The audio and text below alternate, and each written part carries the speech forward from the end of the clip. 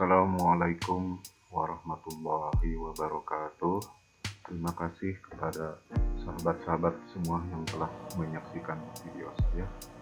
Kali ini dalam akuntansi dasar 2 saya akan membahas mengenai akuntansi liabilitas atau akuntansi hutang. Jadi pada dasarnya kita sudah memahami bahwa hutang ini berada pada pos pasiva. Jadi ada dua, yaitu pos aktiva dan pos pasiva. Hutang ini berada pada pos pasiva, yang mana salah satu elemen yang membangun harta ya. Karena dalam persamaan akuntansi harta sama dengan hutang dan modal. Untuk modal insya Allah nanti akan dibahas di sesi berikutnya. Untuk sesi ini kita sementara akan membahas mengenai akuntansi liabilitas, yaitu hutang jangka pendek. Oke, jangan lupa kepada sahabat-sahabat semua, para mahasiswa saya, jangan lupa like, share, dan subscribe ya video saya ini. Oke, baiklah. Apa itu hutang atau liabilitas atau liabilities ya, liability bisa ada istilah-istilah lain dari hutang, liabilitas, liabilities, liability, atau dinamakan juga adalah kewajiban. Jadi kewajiban bagi sebuah entitas kepada pihak lain atau perusahaan kepada pihak lain. Liabilitas atau istilah umumnya yaitu hutang adalah semua kewajiban ya. Jadi istilah lain dari hutang adalah kewajiban. Semua kewajiban perusahaan kepada pihak lain, yaitu lembaga atau perorangan kepada pihak lain, diantaranya si perusahaan ini memiliki hutang kepada lembaga lain atau perorangan. Hutang atau kewajiban pada umumnya harus dipenuhi berupa pembayaran uang dan penyerahan produk pada waktu yang telah disepakati bersama. Jadi ada perjanjian ya, kesepakatan sesuai dengan perjanjian ya, baik secara tertulis maupun tidak tertulis.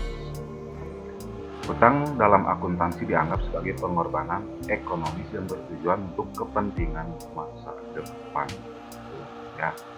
Jadi ada tujuannya dengan berbentuk penyerahan aset, terutama dana atau uang atau produk yang dibuat perusahaan. Jadi dalam melakukan pembelian misalnya. Penyerahan aset ini merupakan bagian dari transaksi yang dibuat di masa lalu antara satu perusahaan dengan pihak lain, bisa perusahaan atau lembaga lain, bisa perorangan, yang menyebabkan adanya tanggungan kewajiban berupa hutang. Jadi ada kewajiban ya, pada pihak lain. Pihak lain yang terkait bisa berupa klien perusahaan, hutang ini ya, terus kepada bank dan pihak-pihak lain. Hutang secara umum dapat diklasifikasikan menjadi dua, yaitu hutang jangka pendek atau hutang lancar ya, atau current liabilities, dan hutang jangka panjang atau hutang tidak lancar. Selanjutnya, hampir semua perusahaan tidak lepas dari hutang jangka pendek dan hutang jangka panjang untuk menjalankan operasional dan mengembangkan bisnisnya. Jadi, setiap pebisnis atau perusahaan untuk menjalankan operasionalnya, membeli bahan, membeli barang, kemudian dijual kembali, atau membeli bahan, diolah, diproses menjadi barang yang siap dijual. Nah, itu bisa berasal dari dana dari diri sendiri atau pihak pertama, atau dana dari pihak lain ya, dana kedua, yaitu berupa hutang dari lembaga lain. Dan khusus untuk bank memiliki kewajiban kepada pihak kedua maupun pihak ketiga. Jadi dana yang berasal dari pihak ketiga ini yaitu berupa simpanan, baik deposito, tabungan maupun giro. Jadi ini kewajiban segera yang harus dibayar kepada nasabah. Ini dalam Undang-Undang Perbankan Nomor 10 Tahun 98. Ya, jadi dana pihak ketiga yaitu dana yang berasal dari masyarakat luas berupa simpanan, yaitu tabungan, deposito maupun giro. Dan itu khusus untuk bank, ada dana pihak ketiga.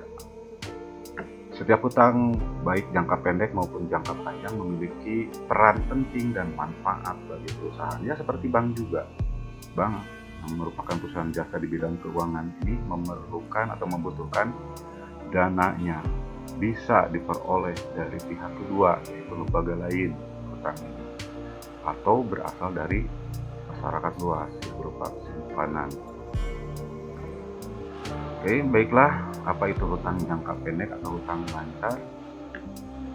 Liabilitas jangka pendek atau short term liabilities, ya, istilah dari current liability, atau istilah umumnya yaitu hutang jangka pendek atau hutang lancar adalah kewajiban perusahaan kepada pihak lain yang harus dipenuhi dalam jangka waktu yang relatif singkat. Ini makanya disebut sebagai hutang jangka pendek.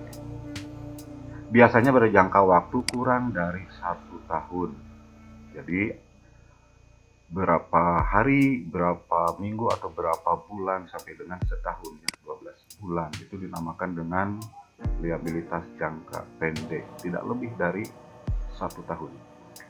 Menurut standar akuntansi keuangan atau SAK, hutang lancar adalah hutang yang pelunasannya menggunakan sumber-sumber aktiva lancar atau dengan menciptakan hutang lancar baru, gitu ya. Ini jenis-jenis hutang lancar. Ada hutang dagang, kemudian hutang dividen, hutang wesel atau wesel bayar, ya. Beda dengan piutang wesel. Kalau piutang wesel itu wesel lagi. Kemudian hutang biaya, uang muka dan jaminan yang dapat diminta kembali. Kemudian hutang gaji dan upah. Kemudian hutang bonus, hutang pajak penghasilan, hutang hadiah, dan hutang garansi. Pada bab ini akan dibahas mengenai pencatatan akuntansi hutang dagang dan hutang wesel, jadi 2. Dari sini mudah-mudahan bisa mewakili semua jenis-jenis hutang lancar ini, ya, dalam pencatatan akuntansinya. Karena pada dasarnya metode pencatatannya sama dengan jenis-jenis hutang lancar lainnya, ya. Oke, lanjut kita ke hutang dagang. Hutang dagang atau account payable yaitu pengakuan pihak pembeli yang merupakan kewajiban perusahaan, dan kebalikannya adalah piutang dagang. Jadi yang menjual barang secara kredit, dia itu mengakuinya sebagai piutang, tapi si pembeli secara kredit ini dia mengakuinya sebagai hutang, ya. Yaitu pengakuan pihak penjual yang merupakan hak perusahaan. Hak perusahaan ini adalah piutang. Kewajiban perusahaan itu adalah hutang, ya, hutang dagang. Hutang dagang adalah kewajiban perusahaan. Kemudian piutang dagang adalah hak perusahaan. Makanya ini masuk sebagai aset perusahaan, piutang ini, ya. Karena hutang dagang adalah kewajiban perusahaan, maka kewajiban ini timbul karena perusahaan membeli secara kredit barang dagangan untuk dijual kembali kepada konsumen. Istilah hutang dagang biasanya merujuk pada jumlah yang terhutang karena pembelian oleh perusahaan yang bergerak di bidang industri atau pabrik, ya, manufaktur, atas pembelian bahan baku atau bahan pembantu dibeli secara kredit misalnya, atau perusahaan yang bergerak di bidang perdagangan barang dagangan atas pembelian barang jadi yang dijual kembali. Oke, hutang dagang tidak dicatat pada waktu pemesanan dilakukan, tetapi hanya pada saat hak pemilikan atas barang-barang tersebut beralih kepada pembeli. Jadi setelah barangnya diterima baru dicatat atau diakui sebagai hutang. Langsung ke contoh soal. Pada tanggal 30 Januari 2017, PT Diana membeli barang dagang secara kredit seharga 11 juta rupiah. Kemudian ada diskon, potongan sebesar 1,5% dari 11 juta, serta dikenai pajak pertambahan nilai PPN sebesar 10%-nya dari 11 juta. Buatlah perhitungan serta jurnal yang diperlukan, gitu ya dimintanya. Jawaban contoh soal untuk perhitungannya, pembelian 11 juta, potongan 11 juta dikali 1,5%, yaitu 165.000 rupiah.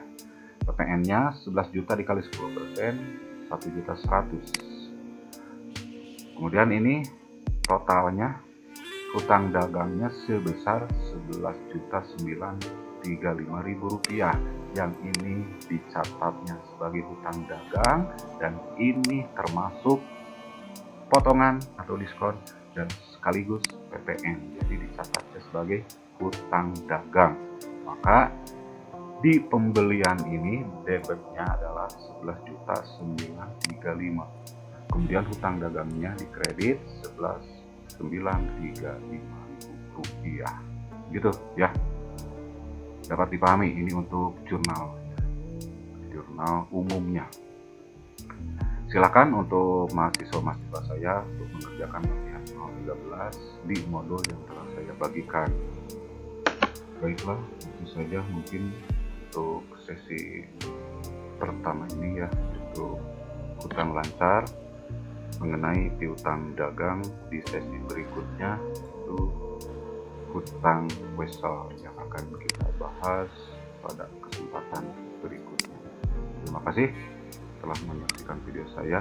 Wabillahi taufiq wal hidayah. Assalamualaikum warahmatullahi wabarakatuh.